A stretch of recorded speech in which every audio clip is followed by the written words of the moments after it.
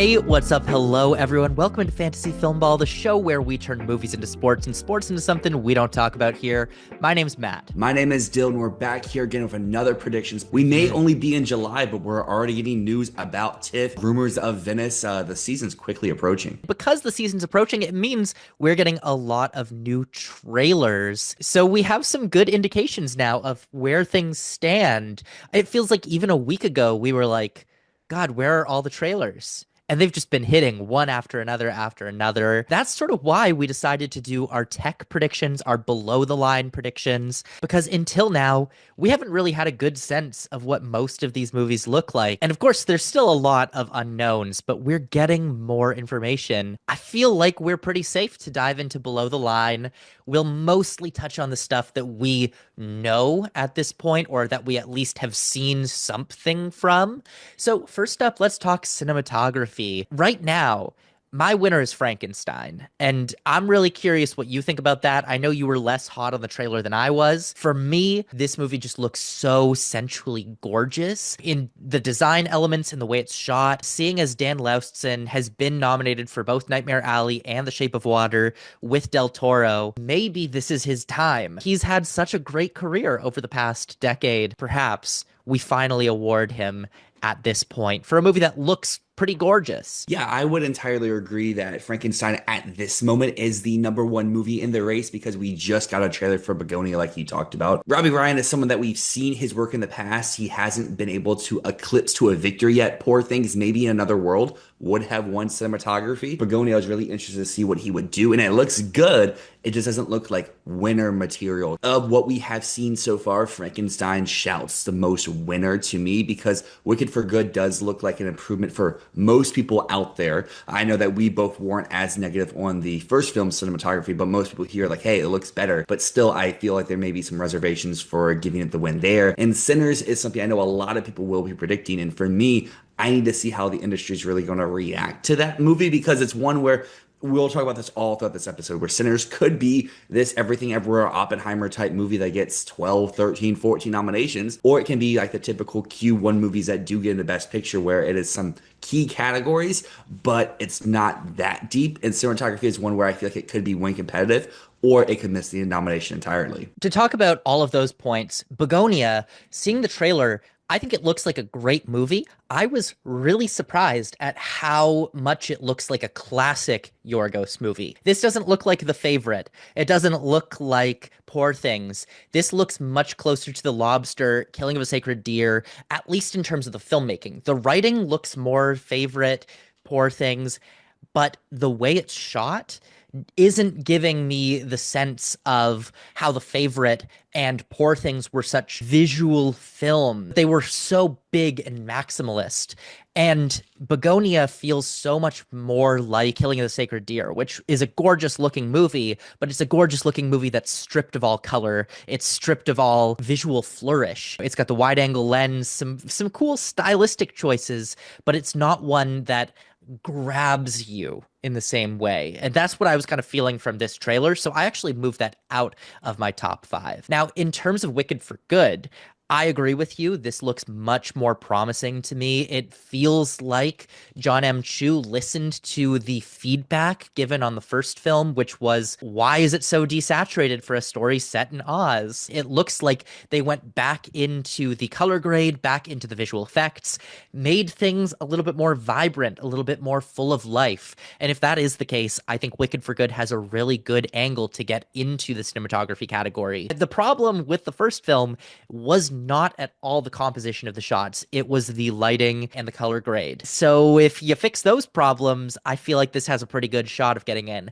And in terms of Sinners, I kind of disagree with you saying we have to wait to see how the industry responds. We've seen how the industry's responded. The way that major filmmakers are talking about this movie still months later is showing that there is support for this one. That same sort of groundswell of support that Dune had last year, where you had so many directors being like, yeah, Dune. Or similarly, Everything Everything Ever All at Once. We started to see these major directors talking about it. I think Sinners sort of lands somewhere between Dune Part 2 and Everything Everywhere. I don't think it's right to say it's either one of those, but I feel like we can say the industry is supporting this movie at this time. The reason I don't have Sinners as a cinematography winner, I think it's too boxed in. The fact that it's mostly taking place in one location, it's not really giving it a whole lot of opportunity to be this dynamic looking film. It looks nice enough, but it doesn't shout cinematography winner because it is that one location movie. So I don't know. Maybe I'm wrong about this. I think it's solid for nomination. I don't think it's a winner. And just to touch on some other movies here in cinematography, Hamnet is one that we have not seen any stills or a trailer for, but Lucas Zhao is shooting this. We've seen his work in the past. It's always very beautiful to look at. With Zone of Interest, it was a very unique style that didn't really connect in terms of a nomination. Here, I would say it's probably going to be more typical of what nominees do look like. Even if Hamnet isn't a huge Best Picture player, I could see this being that low nominee. And speaking of a movie that's not going to be a Best Picture player, but could show up in cinematography, is F1. I've cooled off on it a little bit since our last episode, but I mean, the cinematography work inside this movie is very insane. It's just going back to the whole Top Gun Maverick and Claudio Miranda of it all. If that couldn't get in a rather weak lineup of cinematography that year, why would F1 really get in this year? It's one I think will hit some of the precursors. Maybe it's just ASC, maybe it's just BAFTA, maybe it's both. I haven't seen F1 yet, so I will abstain from talking about that. But in terms of Hamnet, I completely agree. And Lucas Zell has been a favorite in the category outside of Zone of Interest. He got nominations for Ida and Cold War. And I feel like Hamnet is going to be much more along those lines, even if this is failed Oscar bait, as we kind of both expect it to be. Even Empire of Light got a cinematography nomination. Hamnet is in a really good place for that. I want to talk about One Battle After Another. I'm feeling a little bit more warm towards that film than before. But even with that, the past few films that PTA has done have not gotten into the cinematography category. Part of that is because he has taken on cinematography duties himself. But the last PTA film that got into cinematography was There Will Be Blood. Even with Phantom Thread and Licorice Pizza that got into Best Picture, they did not get into cinematography and weren't even really in the conversation for it. So I want to put One Battle After Another in, but the track record just isn't there. I feel like if it were to get cinematography, it would have to be a much bigger contender than I'm thinking right now. Because I do now have this film in Best Picture, but I have it in my, 6 to 10 range of Best Picture, not a top 5 contender. And I think if it were in cinematography, it would have to be top 5. This is our first technical predictions of the year. However, before the Cannes Film Festival, you and I each had one movie in our top 5 that we no longer have in there. You with Sound of Falling, myself with Die My Love. And I feel like both our reasons are kind of the same of why we had them in originally and why we're taking them out now is just because the film's strength overall isn't as high as what we may have expected before the festival. But there still could be an avenue of the film has like a resurgence because they are both, at least from all accounts, and you can touch on this a little bit more because you've seen both movies, beautifully shot films. So that's why Die My Love is still in my top 10 and Sound of Falling is still in like my top 15. I'm the exact same way. I've got both of them in my top 10, actually. Die My Love and Sound of Falling are both visually stunning looking movies. Sound of Falling, I would say more so. But the difference between the two of them is Die My Love is going to have more visibility. Mubi is going to push it harder than they push Sound of Falling. Die My Love, if it were to get one other nomination that's not Jennifer Lawrence, I would think it would be cinematography. Now, Sound of Falling, even though I do think this is largely going to be overlooked this season, I still see an avenue for this one being a major critics hit, has a really good angle to get an ASC Spotlight nomination, which we've seen lead to some films that have gotten that cinematography nomination at the end of the day. And even if not a nomination, it's at least enough for me to say it's still in the conversation. I think that we should just dive inside of best editing because this is a category that is, I think, in my opinion, one of the hardest tech categories to predict this far in advance because this category has so much correlation with the top tier Best Picture nominees. And at this point in the race, we can guess what those are going to be. But for the most part, the majority of them haven't even been screened yet. This year, I would say there's 2 films that have come out already that could be in that top 5. And then there's one additional film that kind of checks off the boxes of what an editing nominee could be. So to talk about those three movies, we have Sinners, we have F1, and we have Sentimental Value. Of those three, I currently only have Sentimental Value in my best editing lineup, but with F1 and Sinners Whoa. right on the outside. F1 is a movie that I feel like if it connects, it's going to get 4 or 5 of these tech nominations, be like a Black Panther Wakanda Forever that isn't really in the best picture race, but because it's so impressive in these specific categories finds itself into those nominees. But at this point in the year, I kind of want to wait and see. And Sinners is a movie that I feel like, yes, it can rise the ranks here inside of the editing, but also editing seems to be one of the biggest flaws you could say of the movie, the pacing, the way the story flows. And I feel like, yes, there could be a Sinners 10 plus nomination alley that we're going to go to. And again, we're going to keep talking about this almost in every category, but it's not going to get in everywhere. This is maybe among all the ones that we're talking about here, the one that I'm kind of the most shaky on at this moment. It is so interesting, Dylan, that you are the sin of the two of us, you are the Sinners fan. I don't like Sinners. This isn't even an Oppenheimer thing where I'm like, oh, it was good, but it wasn't. I don't like Sinners. And yet I'm predicting it everywhere. Sinners is your favorite movie of the year, very possibly will stay your favorite movie of the year. And you're the skeptical one. So this is a fun dynamic. In terms of where I'm at with best editing, we have seen, at least in the 2010s, the editing category was dominated by a stat, which was sound and editing go together. Always. Up until 2022, that was the case. And now we've had 3 years in a row where sound and editing have split. We had Everything Ever All at Once editing, Top Gun Maverick sound. We had Oppenheimer editing, Zone of Interest sound. And last year we had Anora editing and Dune Part 2 sound. We have had that correlation break 3 times in a row. And it's making me think that we are back in an era of the Best Picture winner will just win everything it possibly can. Doesn't matter about the sound stat. It's just going to win everything it can, except if it's Oppenheimer, because then it loses sound, which is still a very strange thing to have happen. Although Zone of Interest was a goated sound winner. But this year, that's why I have Sentimental Value number one. I have it winning Best Picture. I have it winning a sweep of basically everything above the line. Director, actress, supporting actor, screenplay, and if that's the case, why not editing? If we were to go back to that sound editing stat and lock the two of them together, it would be either Wicked for Good or Sinners. Right now, I would lean towards Wicked for Good, which I think later on we'll talk about as my sound winner. Those two right now are neck and neck for that editing sound combo. One thing I think is really interesting in the editing category, and I think in most categories for this year, is the Netflix factor of it all. There is so many Netflix contenders, and I don't want to have 3, 4 in my editing lineup. So I currently do have Frankenstein in. I currently do have Jake Kelly in, but I also really want to put a House of Dynamite into my lineup as well, because I know we talked last time about the release date and how that is not the strongest factor for Netflix, but we have seen them overcome that in the past. And this is a movie that is, from all accounts,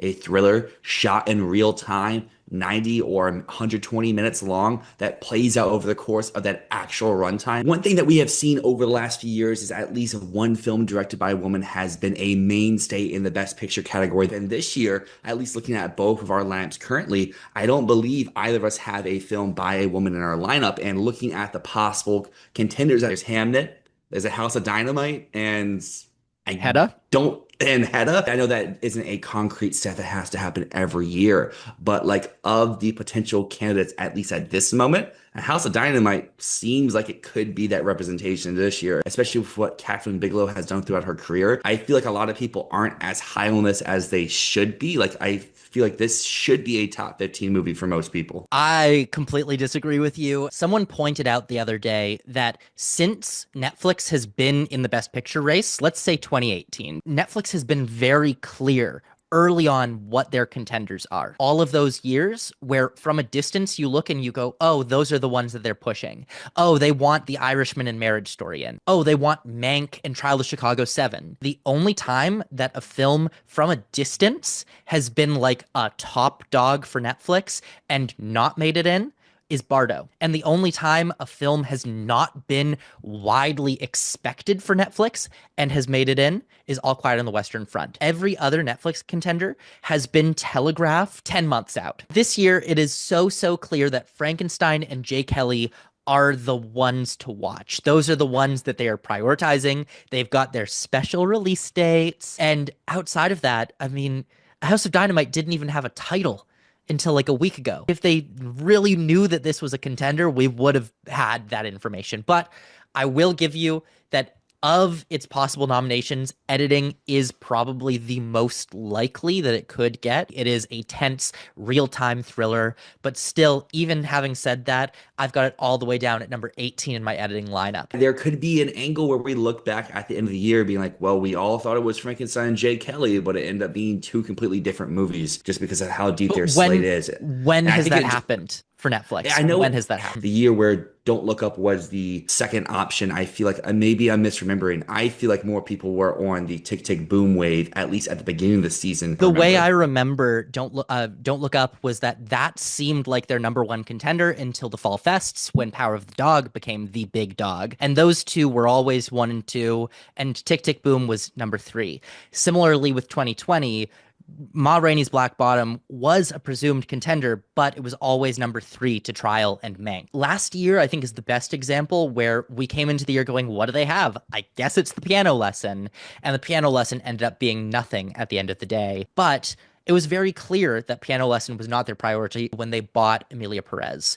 Otherwise, there is no example of a top one, top two Netflix movie not being as big as they're positioning it to be. And I guess for the rest of the editing category, it just goes back to what I had said at the start. This all really comes down to the strength of its film inside of the Best Picture race, unless the film is just a showcase for editing. So really, my list here is kind of reflective of that. Some other ones I guess I want to give a key spotlight here too is if something like Is This Thing On could be a huge contender. I feel like this is still a category where it probably won't really show up because we've seen here in the past these huge comedy players, while they may get a lot of editing precursors, they still usually miss out on the category at the end of the day. Last year we had so many music film contenders, and we could see a year where that kind of repeats again this year because we have Wicked, we have Springsteen, and we also have Kiss of the Spider Woman. I don't think all four will get into the nomination, but I feel like there's a chance if all four of these films really hit, they could all be in the top 10 of the category. That is totally true. It's worth mentioning Deliver Me From Nowhere, especially because of how well A Complete Unknown did last year.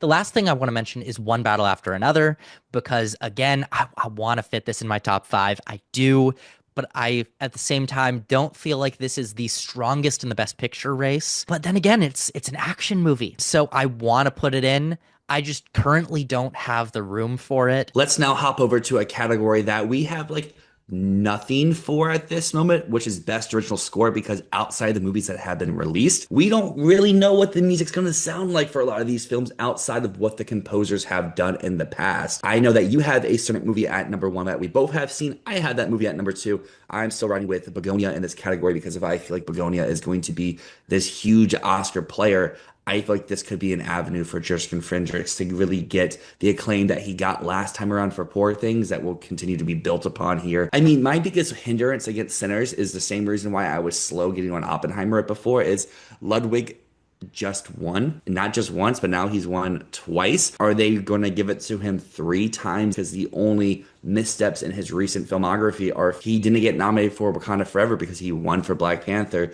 and then he didn't get nominated for Tenet because Tenet got zero push from Warner Brothers whatsoever, and it only got into categories where it absolutely had to do that season. I don't think there's going to be any bias against Ludwig for having won recently. I don't think that really happens in tech categories. I absolutely think that Ludwig can do it again with the right film, and I do think Sinners is the right film because it's a movie about music. Even though I don't like the movie, I'll say it again, I love the score. Right now, sight unseen from anything else, Sinners is the most memorable theme of the year. I actually prefer his work in Sinners to his work in Oppenheimer. Maybe that's controversial. I don't know.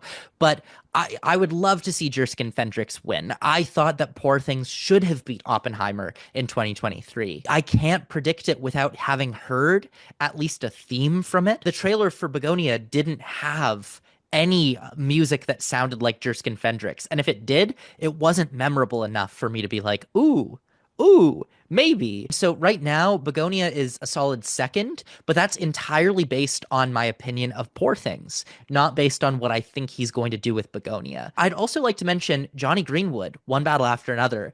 I feel like even if even if One Battle After Another is not in Best Picture and our sort of hypothesis at the beginning of the year is correct that Warner Brothers buries this movie, even if that happens, I still think One Battle After Another is coming for a score nomination. Johnny Greenwood, I think, has enough goodwill to get that. Speaking of goodwill, Andre Desplat is doing Frankenstein, right? He's a guy who got so many in a row that I guess you could kind of say was someone who you could always just like name check in the category. And then now, regardless if he's doing work with Wes or he's doing work with Guillermo or he's doing work with other filmmakers, it just seems like the Oscars are just going to be like, no, we're not doing it. We both do have Frankenstein in, but that's something that I feel like could come around at the end of the year because even with like his work on Pinocchio, he got every single precursor and then just Mhm. blanked at the Oscars. I don't know what is going on with Alexandre Desplat and not being able to get in, but his work on Frankenstein from the trailer sounds really good. And he had an entire talk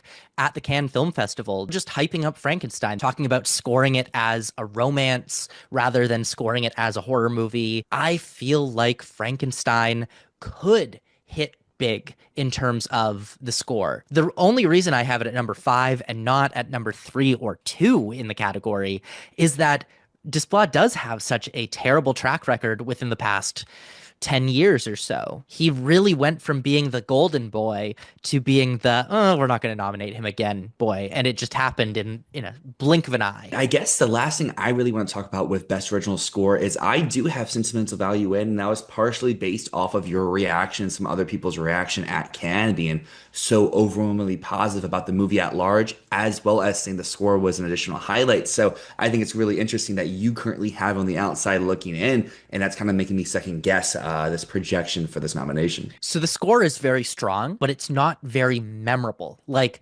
I can hum the theme of Sinners months out of watching it. Could not do the same for Sentimental Value. And Sentimental Value is my favorite movie of the year. I think the music is gorgeous, but the music does exactly what you need it to do in the movie.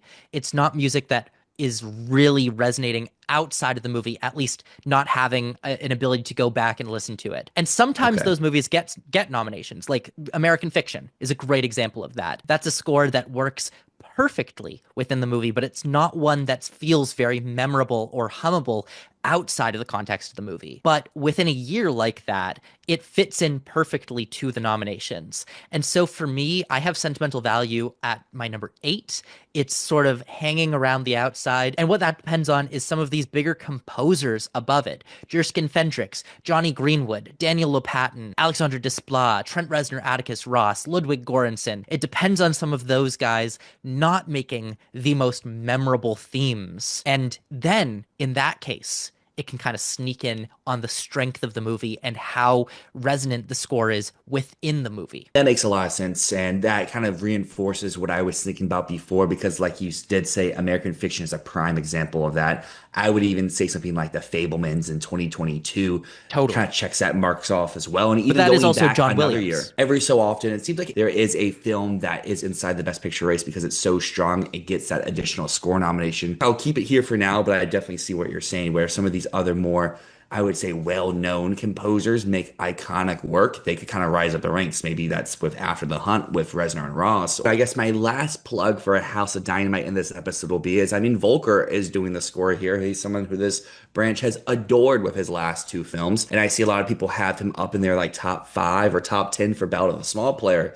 But I would say maybe this is the one that Mm. could be his score representation if he is actually inside the race. Well, now let's dive into the Best Original Score counterpart of Best Original Song. And I think for the first time in like forever, song is more clear at this point of the year than score is, because normally songs like, oh, we have nothing yet. What do we do with this category? And at least at this point, we have at least 2 of our top 7 or 6 accounted for already with Sinners. Exactly. Sinners is a strong frontrunner, in my opinion. The fact that I Lied to You is the centerpiece of the film. It's the thing that everyone is talking about. I would actually argue you take that song out, I don't think Sinners is as much in the Best Picture conversation as it is right now. That is why this movie is being accepted as this major, major serious work. So to me, I Lied to You, it would take a hell of a song from Wicked to take down that. It doesn't matter about Cynthia Erivo's EGOT. To me, I think I Lied to You is so far out front. It would take a Let It Go level sensation of a song to take down I Lied to You. With how we've talked about Wicked for Good so far, what we saw last year in terms of both the award circuit at large as well as the general public's reception to Wicked, I think that it's going to do the same thing this year, if not even higher. And with everything that we've seen go inside this movie, we have no reason to doubt that this song is going to hit and is going to be one of the highlights of the second act because one of the most common complaints of Wicked Act 2 is the song. So if the Mhm. newly added song is the potential highlight of the movie, then that could lead to a potential win. I do agree though, I Lied to You is 100% sure of a nomination. If not, should be the early frontrunner at this point. What I think is the more interesting thing with Sinners right now is they have three original songs and which two of the three will get the nomination because we all learned from the Barbie year, you can have three of the top songs in the category, but one of them has to get booted out because you can only have two nominations. So it really comes down to between Last Time I Seen the Sun, which would be my pick, or Pale Pale Moon, which I know would be your pick of the other one. What is Last Time I Seen the Sun? The very last scene of the movie. Oh, It, ugh.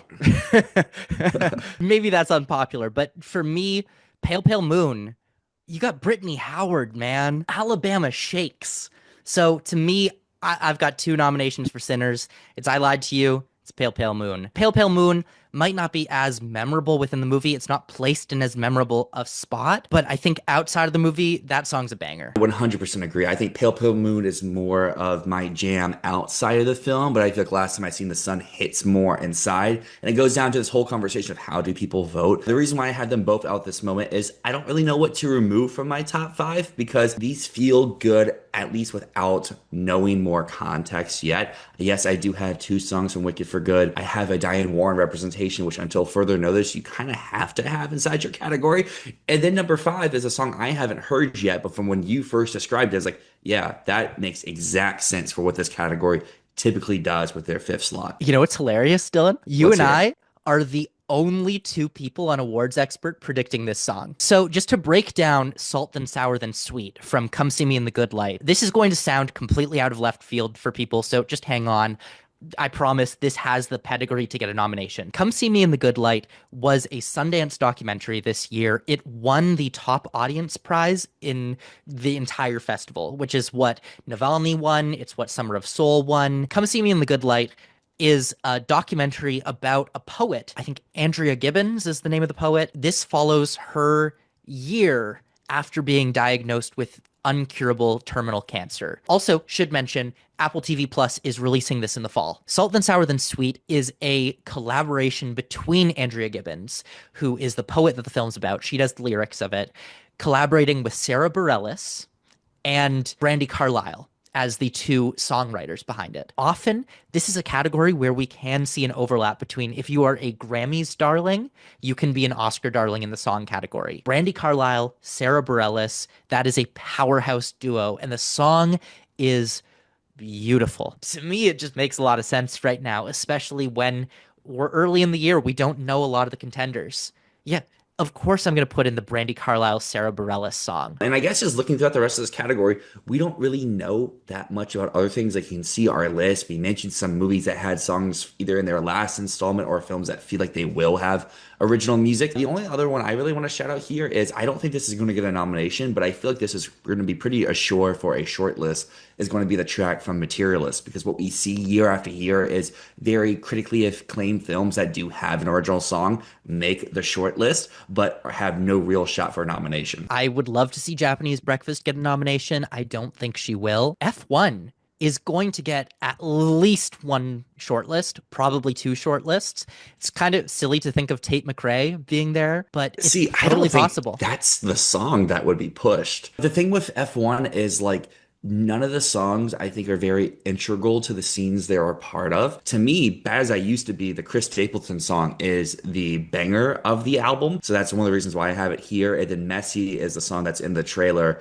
and plays, I guess, during a pivotal scene in terms of the plot. So those are the two I really have here. But I mean, F1, I totally agree, will show up on the short list just because they have 15 songs. Chris Stapleton is the Grammy darling. So to Mhm. me, I would, hearing from you that, I would actually switch out my Tate McRae to be Chris Stapleton. For costume design is another category that who really knows, but one thing I'm noticing with both our lists for costume design this year is this is not a deep category, at least No. on July 1st. Dude, I was struggling to find number five. This year is barren for this category. We both have Wicked winning, repeating the win here. We both have Frankenstein at number two. We both have Sinners at number three off the back of Ruthie Carter. And then really four and five is where things really open up in this category. I have Kiss of the Spider Woman and I have Hamnet. I don't feel great about either. We've seen a trailer for Kiss of the Spider Woman. That's one of the reasons why I have it in here. I know we differ a little bit on our reactions to that trailer, but what Lionsgate has shown when they actually try in the past, and I'm assuming with the price they paid for this movie, they're going to try. They have shown they can get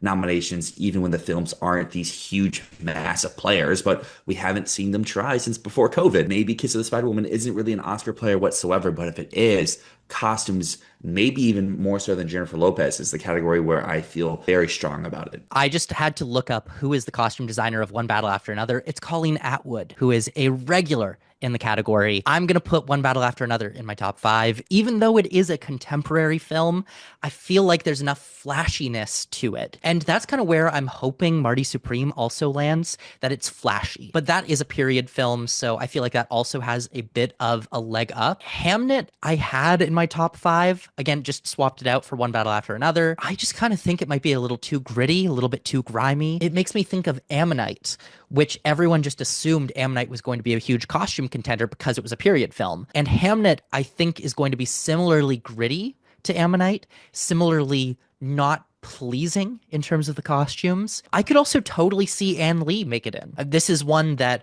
I think will have a lot of costumes, could be quite visually pleasing with the costumes, depending on what they do with it. You make a great point about One Battle After Another. I've moved that up my list a little bit. I think another film that is worth a mention, but again, it's going to receive less than what A Complete Unknown did last year, is Springsteen Deliver Me From Nowhere, because this is a period film after all. It's going after the boss and all of his iconic looks, as well as the time period as well. But again, both you and I aren't as high on this movie, so that's why it's on my outside looking in. With the recent news of Hedda getting like 1 or 2 weeks of theatrical before going straight to Amazon Prime, that film in every category has shot down the list for me. And I guess the only other thing I really want to mention here is I don't think this has a shot for an Oscar nomination, but in terms of the guilds, How to Train Your Dragon, I think will perform pretty well, especially for text, and I think costumes is one of those categories. The last thing I'd like to mention is Mother Mary, which might not even come out this year at this point. From a distance was like, what an easy costume design nomination. But everything I'm hearing about this movie is just toxic. If it was getting good reactions, which again, the buzz in advance is not good for this one, I would see it as a potential A Different Man, where A Different Man was not a player in any category, still got the makeup nomination. Mother Mary, I think A24 would be able to do a similar thing for it, but that Very would fair. depend on it being good, which all signs are pointing towards this being a complete disaster. That's going to move us over to production design, where is another category that we are pretty similar in our five. You have Marty and Sinners. I have Kiss of the Spider Woman and Hamnet, but Sinners is my number six. I'm so mad that I have Sinners in. I'm so mad that I have it in for production design. I feel the same way about Sinners and production design that I felt about Oppenheimer and costume design. The entire year, I was like, it's just men in suits. There's Mhm. nothing to this. And then, like, Sinners, I'm like, it's just a barn. You just put some wood up and you put some lights on it, and it's just a barn. But That's I can see the wave. I can see the wave from a distance, that it's just going to be so powerful of a movie that regardless of how little production design work there is, I mean, to be fair, I think the main street at the beginning of the film is, there is some work going into that, but 75 to 80% of the movie is just a barn. And that is mhm. not worthy of a nomination. But just like how Oppenheimer was too big and it got into costume design, I think Sinners is too big. It's going to get into production design. The majority of the film is inside of a barn, which I do think is a very well put together barn, especially when you consider the I Lied to You sequence, because that is a large part of cinematography, but it also is production design, deconstructing the barn and everything like that. But I just feel like this is a category where we could see the Sinner's love kind of evaporate from first, just like last year of Dune Part 2. I think Sinners getting a production design nomination is the same as if you were to give Women Talking a production design nomination. It's just Hmm. a barn, man. It's just a goddamn barn. But otherwise, I mean, we both have Frankenstein number one right now. And I feel like that's just for both of us really bolstered by the trailer, which is gorgeous. It looks so perfectly gothic, a total encapsulation of what I envisioned that sort of gothic cinema to look like. And in terms of Wicked for Good being our number two, I think both of us have it number two. It just won last year. And yes, we do have it winning costumes, but from the trailer, it looks like it's doing a lot new in terms of the costumes, sort of reinventing the looks for both characters. But the world looks the same. So why would it win when it's not really reinventing the wheel of what we saw last year? I do think there could be enough new things that it could repeat here, but it would repeat due to the lack of success of Frankenstein from top to bottom. And I think Frankenstein, like you just said from the trailer, shows enough to believe in it here up front because Wicked is going to add some new settings. We saw the wedding inside the trailer. There's going to be some new locations that we get to go to where I think there could be enough new to compete for a win, but we both are believers in Frankenstein Best Picture. And I think as long as the film stays in Best Picture, it wins the category. I think Wicked's avenue to a win is kind of Frankenstein being like a Babylon type movie where it still gets nominations, where it's undeniable, but the film is either too off-putting or it isn't received well enough to get in everywhere that it was expected ahead of time. I'll also mention Avatar Fire and Ash. The Way of Water did get a production design nomination, and we know this is going to an entirely new setting, an entirely new locale in Pandora. While some of the other branches weren't as hot on The Way of Water, clearly production design still fell for it, and I think Fire and Ash will be the same. So to me, that top three, I think, is so rock solid. It's a question after that. I'll also mention, I think there's an outside chance of sentimental value in the same way that, like, The Father got in. This is a movie that's so dependent on the location. They do so much with the house being, like, the main character of the movie. It's the house is the protagonist even more than like Renata Reinsva is. It's possible I wouldn't put it in right now, but I've got it on the outside looking in. Otherwise, though, I'm curious what your argument for Kiss the Spider Woman is, because this is one that I have as like a distant possibility. The trailer, the sets look good. They look grand. They look imaginative because it all seems to take place in the mind of the lead character. And I feel like if this movie, and as you've seen from my predictions here, I do believe that it will connect in some way inside of some key specific categories, getting either 3 or 4 nominations. And I feel like this is one. This is probably the weakest one of the 4 that I currently have it contending for. But the trailer did enough to sell me, at least at this point of the year. So let's talk about makeup and hair, where I have actually, we both have the same top three: Frankenstein, Smashing Machine, Wicked for Good. On Frankenstein, this is coming from, I have a bit of inside intel as to what the monster looks like. I haven't seen it, but I've had it described for me by someone who worked very high up in the art department of this film. From what I've heard, Frankenstein's monster is going to be something to behold. This is not the Green Man with bolts in his neck. This is something entirely different and grotesque and disgusting, and at the same time, beautiful. What that monster might look like as being composed of multiple different faces. And not just on that level, it's also the Nosferatu argument of there is the hair of everyone else. We've seen in the trailer, the hair work is amazing. So it's not just the monster, it's what they do with everyone else as well. Earlier in the year, I was thinking maybe Wicked for Good could win, specifically if they really went into the traditional makeup with the Tin Man, the Scarecrow, the Cowardly Lion. But we've seen the trailer now. We know that they don't do that and that it is much more CG than anything else. And so what we're looking at here is a nomination for Elphaba again. And so that means for me, out of the win conversation, but still very likely for a nomination. We also have the Smashing Machine with The Rock.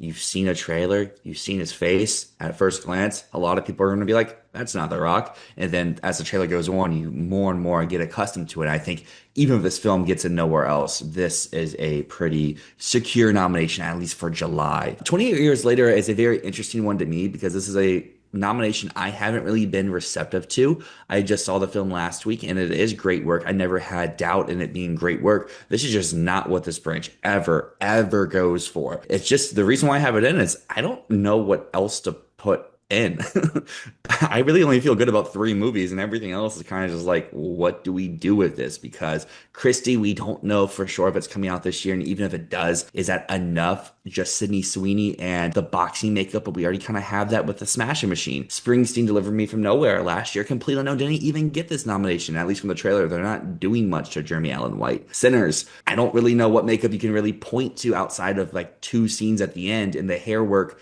could be enough to find its way in, but we know time after time hair usually can't push you to a nomination.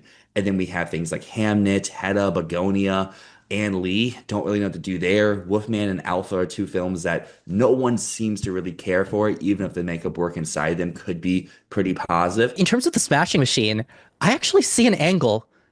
We could have the whale situation if Dwayne Johnson wins the Oscar, which I think is possible at this point. It's an open race. Dwayne Johnson could win. If he does win, this one's makeup. My list is so loaded with horror. Frankenstein, 28 years later. I do have Sinners. For me, the argument for Sinners is the contact that they used. It's just here for me for lack of better options. I want to throw out Alpha. Although this film has been trashed, it is gorgeous to look at in terms of the makeup. They make these characters gradually turn into marble statues. Alpha should get a shortlist, and if it gets a shortlist, I could see a world where it gets a nomination. I haven't seen the film. I haven't seen photos of what the makeup actually looks like, but from how you described it, as well as other people who are at the festival, it sounds like where if you can put them in a bake-off, you could probably pull off some magic, especially if the category looks as wonky as it does now. We're talking about best sound now. I think this is a battle between Wicked and Sinners, both of those being big music movies, which not only are about the music, but are also about the action around the music. Wicked for Good. The argument that I have as a winner here is that not only does it continue the sound work of the first film, but it also turns it into a big action blockbuster. The first movie was all set in Shiz Academy or Shiz University, whatever. There's not a lot of opportunity to get the action set pieces outside of the ending scene, outside of Defying Gravity. But all of Wicked for Good is the same type of thing as Defying Gravity. Not in terms of the level of song, but in terms of the action. We're going to get more chase sequences. We're going to get more violence. We're going to get more magic. We're going to get more excitement. The blockbuster elements are ramped up with this one, and that's why I think this can be our winner. Like you said, you're taking everything from the first half, especially the live singing on set, which they've talked extensively about, and now you're pairing it with all the action set pieces that you've already mentioned before. That sounds like a recipe for success for me. I have Avatar Fire and Ash as my number two because I feel like it's a very safe and secure nomination, but I do agree that Sinners would be the biggest competition in terms of a win. I also feel like Mission Impossible: The Final Reckoning, it's looking pretty good to repeat what Dead Reckoning did. As much as I wasn't a huge fan of the movie, I feel like it nailed sound elements. One battle after another. Looks big, looks action-packed, and we often see one more prestige movie make it in here, the way that we did like Power of the Dog a few years ago, or Mank. Those movies that have a little bit more of that prestige while also doing some really cool stuff sound-wise. I feel like if there's going to be a prestige movie this year, it might be Frankenstein because there's still going to be some action elements to it. But on the flip side, I do still have F1 getting a nomination, and I no longer have it for a win, but I think it's doing everything it needs to have for a nomination. It's got all the zips and the zooms of the car. It's got all the stuff in the pit stops. Plus, it's going to have the Apple backing behind it. And unlike Blitz last year, a film that Apple really didn't care about, Apple seems to really care about F1 right now. They're already talking about making a sequel to it. They're going to go all out in their campaign, not to the same level as Coda in terms of Best Picture, but I feel like for tech categories, they are going to go hard, at least to make the shortlist, if not to get the eventual nominations. And while I'm not a huge believer in this film from top to bottom, I do have Springsteen getting a nomination here because of the sound department team. Everyone who's worked on this movie is like a 3 or 4 time Oscar nominee. So like the pedigree here could work its way in. I am a fan of the new Mission Impossible movie, but I do not have it repeating. The reason why Dead Reckoning got those nominations wasn't because of the work itself, because we've seen the Mission Impossible franchises never get recognized. It was how desolate visual effects and sound were that year that it was able to secure those nominations. And this year, at least at this point, this category seems pretty strong. F1, again, I haven't seen it yet. I'm seeing it later today. what I had heard is that all of the racing sounds were kind of buried underneath the pop songs, and that's why I moved it out of my top 10. Would you agree with that, or would you say that I'm not giving it, or whoever I heard from is not giving it enough credit? It's not like the whole movie is that way. The montages are that way, but there's still like key racing scenes that are the sounds of the cars and the score mixed together. Okay, good to know. That is very helpful because that means I should move it back into my top 10. Again, I'll know more when I see it later today. The thing that Springsteen Deliver Me From Nowhere has, which I really should consider, is the way that they blend Jeremy Allen White's voice with Bruce Springsteen. And we can already hear that in the trailer. It goes back and forth, and it really blends their voices together in an interesting way, the same way that Elvis did with Austin Butler and Elvis Presley. It's Mhm. not like A Complete Unknown, which was just Timothy Chalamet. With this, they're really using technology to balance between the two voices and sort of create a new voice. So maybe that is the angle for Deliver Me From Nowhere. And even if I don't have it in other categories, I would consider putting it in here. And one other film I want to mention in the sound category is we talked a lot about last year. We talked about a little bit this year. A24 is kind of good with these one-off nominations for specific categories. We know that they tried for Civil War and that didn't really get off the ground. I know I was a little bit contradictory to a lot of other people's thinking that that was some of the best sound work last year. I thought it was good, but I didn't think it was amazing. But on the flip side, I think Warfare sound work is the best sound work I've heard this year so far. And I feel like, yes, this category is super strong. I think a short list is all but assured. Something that Civil War couldn't even do last year. But I think the category is a little too stacked for it to get the nomination like A Different Man did in makeup last year. On the flip side, for visual effects, I do have Mission Impossible in visual effects. I think that movie does enough, specifically the underwater sequence. The entire time I was just like, oh, oh, that one sequence on its own is enough for a visual effects nomination, in my opinion. But I mean, Avatar, it's winning, right? We don't even need to It, see a trailer. It's winning. it has to win. Yeah, exactly. It's weird that we're gonna have like 6 or so straight years of Avatar Dune, with the one exception of Godzilla thrown in there. But yeah, the rest of the categories where things get interesting. I do have Mission Impossible on the outside looking in, but like you said, that underwater sequence is really, really phenomenal. And maybe I should have it up a little higher than where I do currently. My thing is, we're going to get a superhero movie. I know last year we didn't get one, but this year I feel like it's going to come back because before that we had gotten one for like every year for like a long, long time. But my issue is like, which one is it going to be? Thunderbolts doesn't have much visual effects action really in it. Superman, we've seen the trailers. It's very stylized visual effects, but I don't feel like that's what this branch really goes for. So that leaves me with Fantastic Four in my fifth slot. But also, that just doesn't feel right either. So maybe this is another year of no superheroes, and I can kind of slide up Mission Impossible into that slot. I'm leading Superman over Fantastic Four. They're my number five, my number six.